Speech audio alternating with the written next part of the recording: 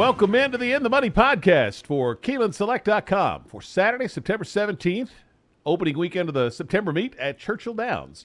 They got started on Friday, but we're going to take a look at the last three stakes races on the Saturday card. There are actually four stakes races. The Locust Grove comes up early in the card. It's the third race, and they're pushing post time back a little later because of the big football game. I think they start at 2:30. So let's go to the eighth race. Tom Leach here along with Jim Goodman, Keeneland's Director of Mutuals and Simulcasting. Jim, the Grade 3 Iroquois is for 2-year-olds going a mile and a 16th.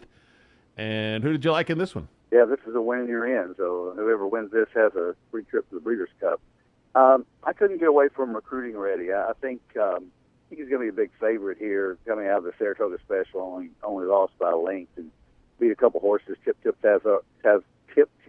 Tapazar came back and won out of that race. And I think, Gary Stevens comes in to ride. Recruiting Ready just looks like, at least among horses that have raced more than one time, the class of the race. The others have run in, coming out at Ellis Park Juvenile, a couple horses coming out their maiden wins. And I just thought that the experience that Recruiting Ready brought to the table was huge here, and Stevens is a plus as well, even though he's not riding as well as he has in the past. Not this time. The 8, I like the line in the running line that the Daily Racing Form chart guy did. It's Vanquished Foes. You don't see that very often. Alvarado was only won by 10 lengths and jumped up from a 63 to a 77 buyer, so obviously he's improving for Dale Romans. And the other horse that I've used in here, Thirst for Life, the 4, ships back from California. They took a shot at the best cow out there, and he didn't run badly, and Clint was much the best out there. So I think that's a good race. The fact that they came out of the maiden special weight at Churchill and shipped him to Del Mar says something about going into a grade 2 right away. Cassie brings him back, puts Daru on him, so I think Thirst for Life is a shot as well. Those three are pretty much my even picks in that race, and I would use all those in the late pick breeds. Late pick 4, Recruiting Ready would be my choice. I am going to go against Recruiting Ready just because of the distance, and I'm going to go on that Del Mar angle and go to Thirst for Life. I think this is a much softer bunch than he ran against there, and I think he's got the pedigree to handle the 2 turns, and I like the fact that they got him back and they put 3 works into him over the Churchill track to get him ready for this.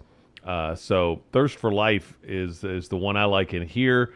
Mark Cassidy can pick up where he left off from the spring meet when he won the 2-year-old races at the end of the meet. I'm going to use him with Honor Thy Father, Blame Will for Lucas, who ran well up at Saratoga, and Not This Time. So I'm going to take a stand against Recruiting Ready in here and probably get burned, but if I can be right, it's going to make the multi-race wagers pay a lot better. 9th race is the Open Mind for 6 furlongs for fillies and mares 3 and up. I went to what I think will be a bit of a price here in Kath Ballou. First of all, she won 3 races, all of them at Churchill Downs. She had a bad trip last time, and I like that she's turning back from a longer distance. I like that she gets Corey Lannery in the saddle. And I just don't think it's a well-matched group, but I don't think there's any standout, there's any superstar. So I'm going to try a little price, hopefully, and Kath Ballou, the 4. Use her with Spelling Again, I'm a Looker, Mela, and Athena in Exactus. And probably use all 5 of those in multi-race wagers. How about you? Yeah, Cat Ballou is my second choice. I like the fact that she's won 3 at Churchill, and that Romans loves Churchill and seems to have a home court advantage there. But the horse that I really liked was Spelling Again. Spelling Again has been running against a lot better. I think I said Romans. I think Kenny McPeek. Kenny McPeek, Kenny McPeek has Cat Ballou, had it for a long time.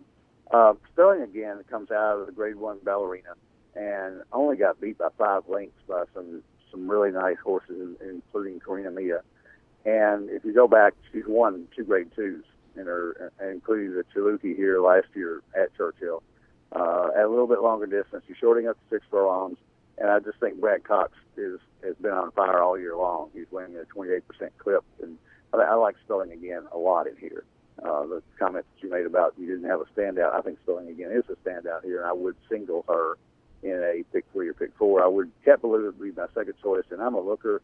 2 for 7 at Churchill with Robbie Alvarado. Trainer's not well known, Pat DuPay, but the horse comes out of Mountaineer. Don't know how good that race was on West Virginia Derby Day, but she also won the winning colors here last year, and so she fits very well here. So I'm a looker. Would be if you're looking for a price, I would think that would be her. So Spelling again is my choice, and I really like her a lot. 10th race is the Grade 2 Pocahontas for 2-year-old fillies, going a mile and a 16th, and nice big field here, well-matched group. Who'd you land on? Well, I like the one horse, and then I looked at that. I bet nobody has ever come out of Arapahoe Park and come back and won a Grade 2 at Churchill. I could be wrong, but you know, you look at not the normal angle.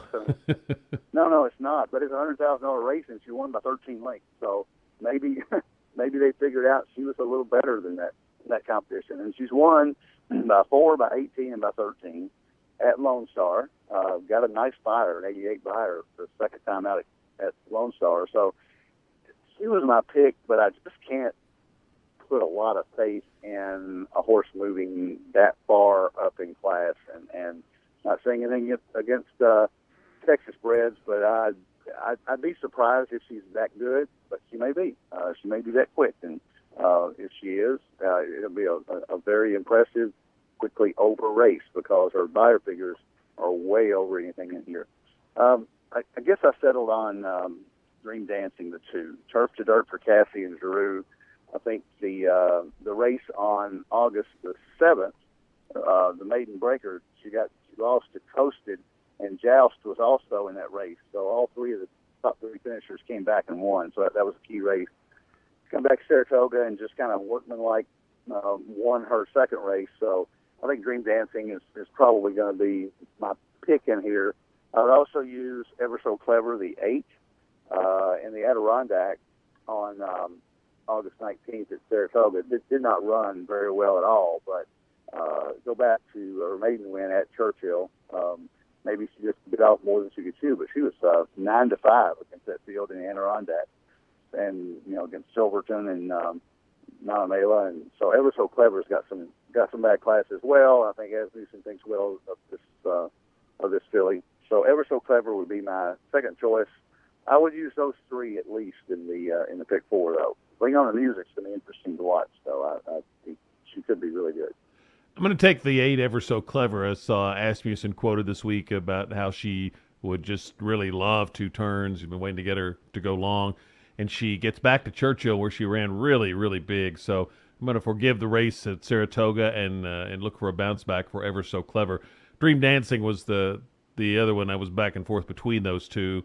So Dream Dancing, I think a lot of. The other 2 I wrote down, Daddy's Little Darling, the 9, Sully's Dream, the 10, to take a look at. So I'll key Ever So Clever with each one of those 3 in exactas. For the multi-races, I could stand with just the 8 and the 2, perhaps Ever So Clever and Dream Dancing if you want to keep the ticket down a little bit. There is another graded stake on the card. It's early, the Grade 3 Locust Grove. I did not handicap that one, but you took a look at it. Who'd you like? Yeah, I can't give you any real insight. I think it's a 2-horse race between Odd Chocolate and Innovative Idea, and Groupie Doll is the common race there, and Innovative Idea won the Groupie Doll. Odd Chocolate had a rough trip, had a lot of traffic problems. She's won a couple of times at Churchill, so I think that I would pick her, but I would just do an exacta box or key them on top of the trifecta. There's only 6 horses. That's probably why they moved the race out of the late pick 4. But it's a nice Hot Chocolate Innovative Idea. They both might be 8-5, 2-1. You might get a $14, $15 exact out of there. I would take Hot Chocolate a little bit more than Innovative Idea. That would be the 1 over the 6. Got a good card up at Woodbine on Saturday. A couple of Grade 1s, including the Woodbine Mile with Tepin. You got the Grade 2 Sands Point at Belmont. So good day for some nice racing around the country on Saturday. We wish you luck, and we'll be back next week to do some more handicapping for the weekend stakes on the In the Money podcast for KeenelandSelect.com.